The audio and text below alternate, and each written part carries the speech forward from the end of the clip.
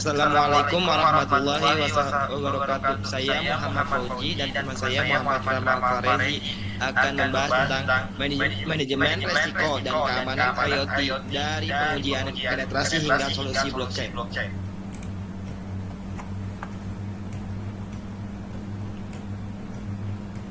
Bab pertama akan membahas tentang penilaian kerentanan dan pengujian penetrasi, yang membahas tentang tujuan dan penilaian kerentanan, jenis penilaian alat yang digunakan dan studi kasusnya.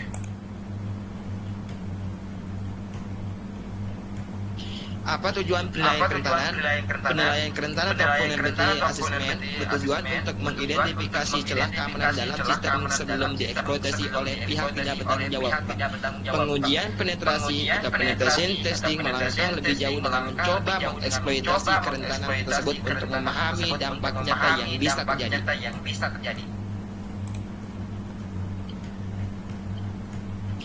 Jenis penilaian ada tiga. Pertama, white box. Penguji memiliki pengetahuan penuh tentang sistem digunakan dalam audit internal. Yang kedua, black box. Penguji tidak tahu apa-apa tentang sistem atau menyerupai serangan dari luar. Yang ketiga, gray box. Penguji punya pengetahuan terbatas, gabungan pendekatan internal dan eksternal.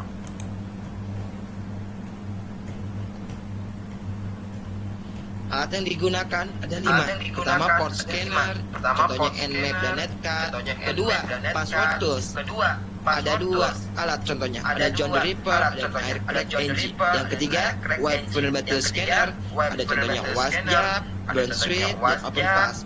Yang keempat ada layanan keamanan, contohnya ada Qualys dan AlienVault. Yang kelima ada sumber informasi ancaman, ada contohnya Cisco Talos, NIST, GPA Database.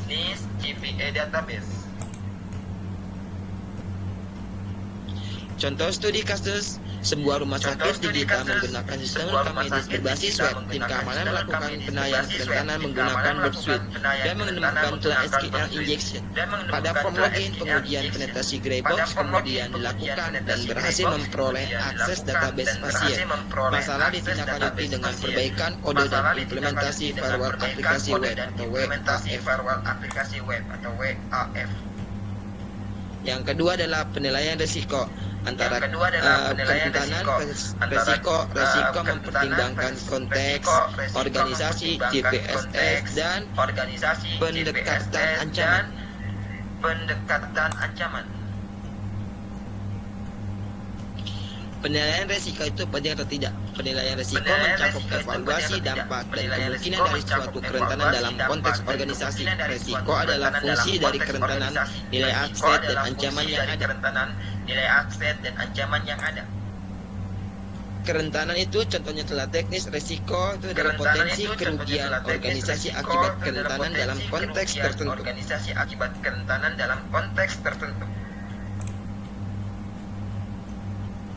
Apa itu CPSS? CPSS adalah Common Vulnerability Scoring System, adalah kerangka kerja industri untuk menilai tingkat keparahan kerentanan keamanan sistem. Ini memberikan skor antara 0 hingga 10, dengan skor yang lebih tinggi menunjukkan kerentanan yang lebih parah.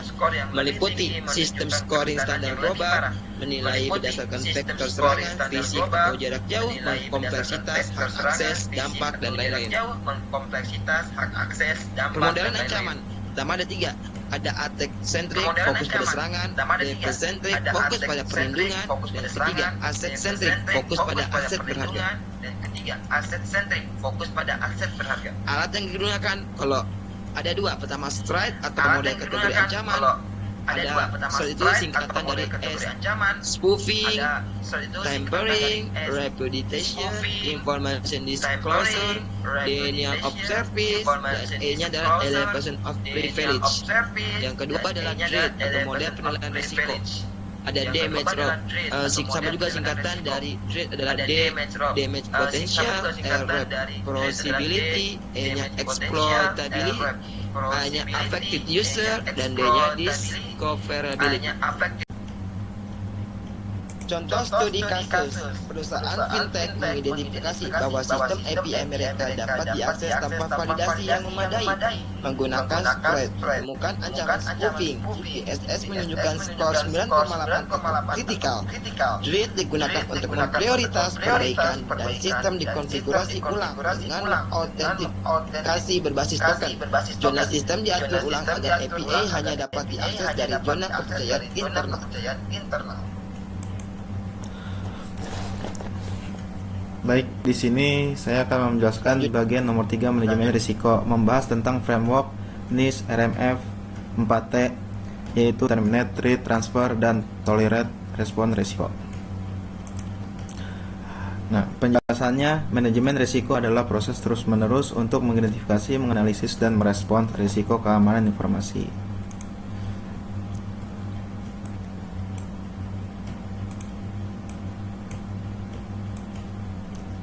NIST Risk Management Framework RMF.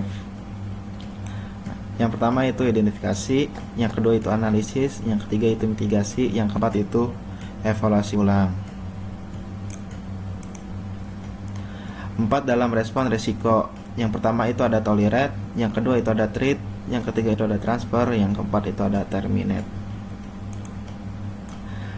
Studi kasusnya, sebuah perusahaan e-commerce mengidentifikasi bahwa server hosting mereka beresiko terkena serangan DOS.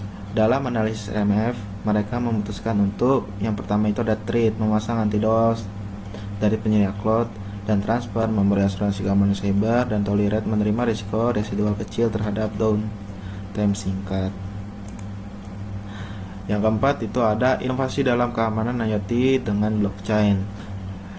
Di sini membahas tentang manfaat kepercayaan tanpa perantara, tanda tangan digital, dan sistem blockchain. Inovasi dalam keamanan IoT. Penjelasannya, sistem IoT menghadapi tantangan besar terkait keamanan karena skalanya luas dan banyak perangkat tidak memiliki kapasitas komputasi tinggi. Blockchain dapat digunakan untuk menyelesaikan beberapa masalah utama. Manfaat blockchain untuk IoT, yaitu tanda tangan digital, buku besar terdistribusi, menghilangkan single point of failure, kepercayaan tanpa perantara. Dan studi kasusnya, jaringan sensor pertandingan pintar menggunakan perangkat IoT untuk memantau kelembapan tanah agar data tidak dapat manipulasi. Terapkan teknologi blockchain. Terima kasih. Mungkin presentasi dari kelompok kami berdua cukup sekian. Jika ada kata-kata yang salah mohon dimaafkan. Sekian, saya akhiri presentasi ini. Wassalamualaikum.